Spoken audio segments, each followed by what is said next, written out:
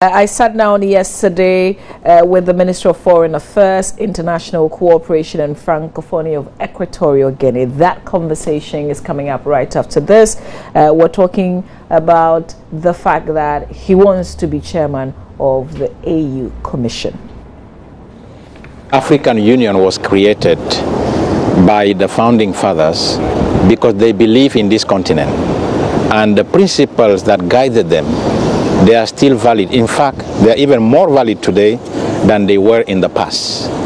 The founding father, they wanted Africa that was united, Africa that walked in solidarity, Africa that was helping each other, Africa that permitted the trade among African countries. All these beliefs and principles are guiding principles that can help Africa today for the development. And therefore, I think there is a serious need for Africa today in order to go back to the founding principles of the founding fathers in order to help us with the reality in the international community today. What would your chairmanship do? Because you're interested in becoming chairman of the AU Commission. What different thing would you bring on board? I think I would like to re-emphasize about the Pan-Africanist idea of the founding father. Today, I'm in Ghana, and Ghana, we know that this is the country of Father Nkrumah. I call him father. He's really one of the founding fathers, not only of Ghana, but also of the African continent. Because the principle these founding fathers they supported, they are good for Africa, they are good for Ghana, they are good for any African countries. So if I'm elected, and I believe I will be elected as the next chairperson, I would like to bring back these values, because I think that these values are necessary for Africa today. But I also have some ideas as to how we can improve the African Union Commission. We have to say that, and I think this is very important. The president of the African Union Commission is not a head of state. The president is somebody who is working with the head of state, somebody who is helping the head of state in order for them to adopt decisions that are important for the African continent. And I think I'm bringing a lot, and I think we may talk about that, although it's not your question right now. I'm bringing a lot to contribute. Just get into it. What are you bringing on board exactly? Let's look at the issues that confronts the continent. There's poverty staring us everywhere. Yes. What I said before, that the president of the African Union Commission is not a head of state, is extremely important. You see, what I'm bringing are proposal as some concrete action for the Commission of the African Union. Is not for the states members one by one, and therefore I don't have a program as such, but I do have some ideas. The first thing that I'm bringing is that I am somebody who has worked in UNESCO, which is a very important international organization, for 18 years. I have very long experience working with international organizations. If you are a chairperson of the commission, you are not a head of state. You must be a technocrat. You must be somebody who understands the working of international organizations. After working for 18 years in UNESCO, I think I'm bringing experience that is very unique. Up to date, based on the information I have, the commission has never had somebody who's been a staff member of an international organization of the kind of UNESCO. I think this is very particular, this is unique, because the changes that we need today in the African Union Commission, and we do need some serious changes, we'll need somebody who understands the other UN agencies, somebody who can interact with these agencies and bring the benefit to the African Union Commission. So I think I'm bringing something that is very important, and I'm also bringing some concrete proposal. So how is that going to directly reflect on alleviating poverty, if you like?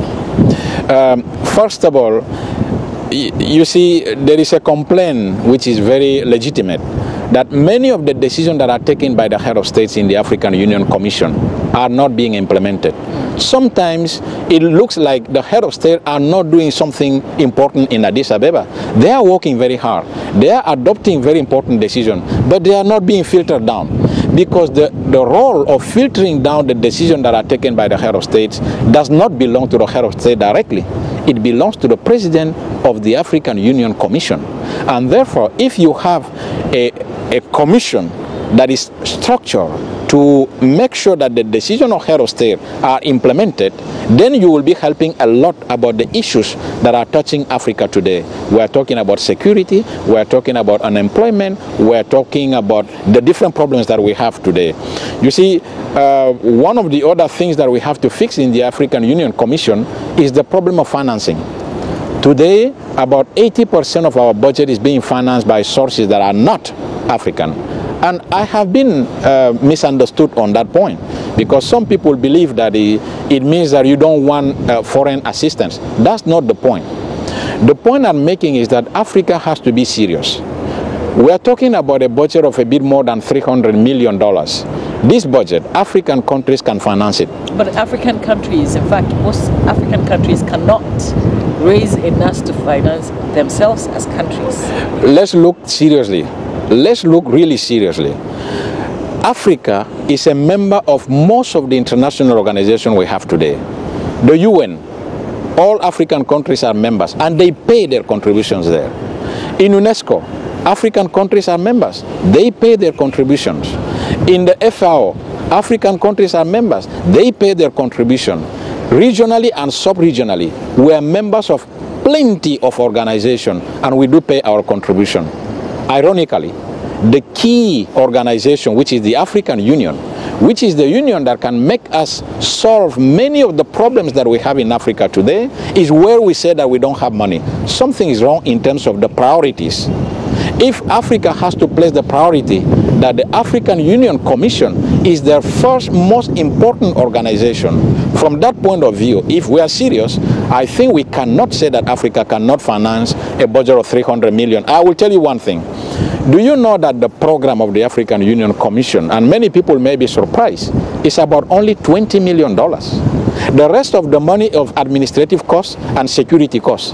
The real program for the whole continent is 20 million. Are you trying to tell me that Africa cannot finance 20 million? Or are you trying to tell me that Africa cannot finance the double of that, maybe 40 millions? I don't believe so. I believe that Africa can finance it. We have to give our priorities, we have to have our priorities straight. And I think if you go to the Commission, I will try to clarify the situation to everybody. Because when people are talking about not being able to finance, they have to understand what we are talking about. How can you have a continent with about 20-30 million on programs activities? This is ridiculous. And I think I will not accept as an African citizen that Africa, the whole continent, cannot finance 20 million.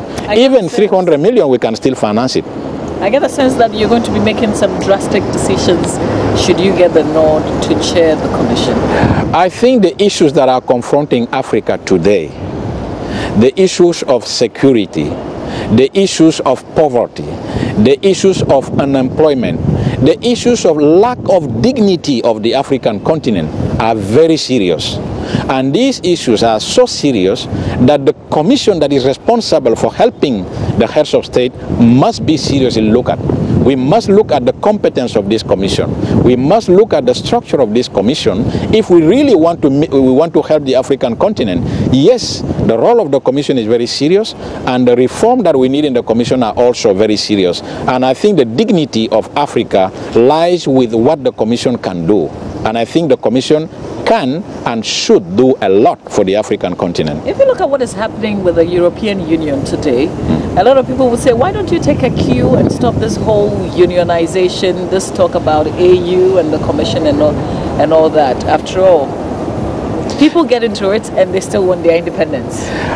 Yes, thank you. I think that we have to learn, we have to draw some lessons from what is happening in the European Union. Africa, many times we just want to copy. We want to copy what others are doing.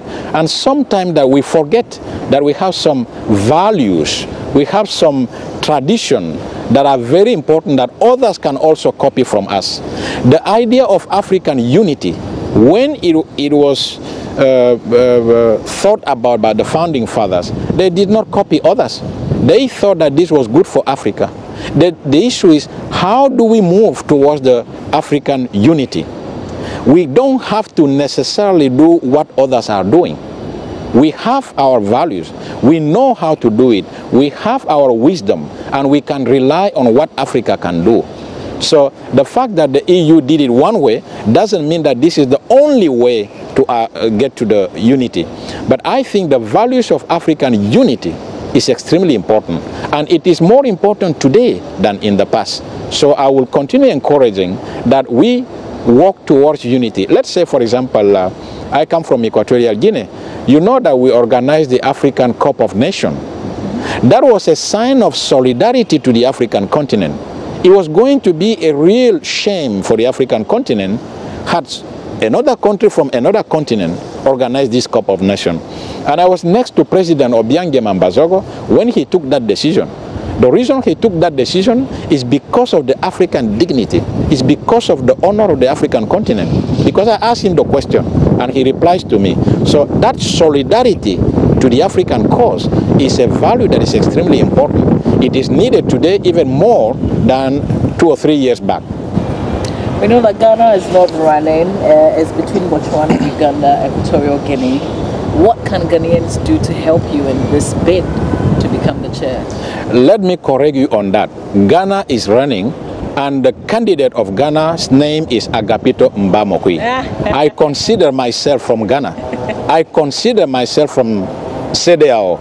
I really consider myself as an African. That's one big difference. Another thing that I was telling, as when you said, what am I bringing? I'm a polyglot. I speak most of the languages of the Commission. I speak Spanish, I speak English, I speak French, I speak Portuguese, and I speak Fang. And you know, English. And I speak English. So when a president of the Commission is dealing with the heads of states, it is extremely helpful if you can communicate in the language that the head of state feel comfortable with. So I'm bringing something that is very specific. I am not sure that there have been another candidate that is speaking so many languages.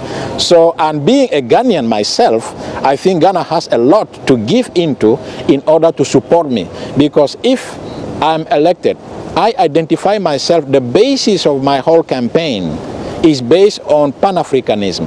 And where else do you talk about Pan-Africanism better than in the land of President and Father Nkrumah?